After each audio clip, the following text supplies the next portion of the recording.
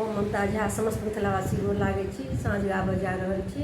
अहाँ सबके नीक लागत तऽ लाइक कमेंट करब। जय मिथिला, जय मैथिली, जय माँ जानकी। मुरली धारिया साँझा पारैते घर मुरली धारे साँझा पारैते घर कथी के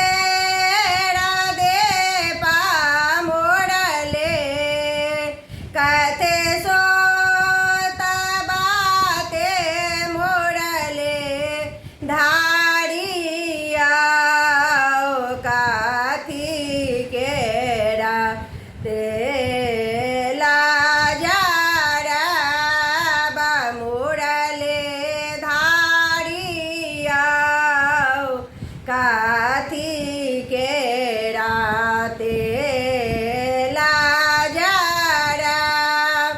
सोना के राधे पा मोरले सोना के राधे पा मोरले पाट सोत बाते मोरले धारे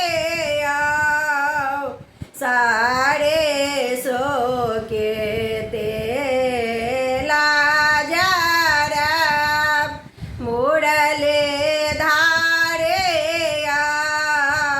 सारे सो के तेला जरा मोरले धारे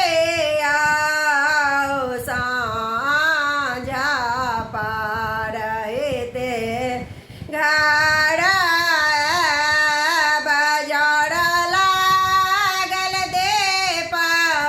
मोरले जड़ लागल देप मोरले झमक लागल बाते मोरले धारे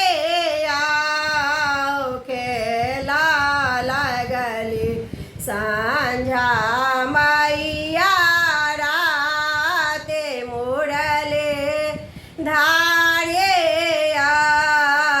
खेला लगली साँझा मैया राते मोरले धारे साँझा पारैते घर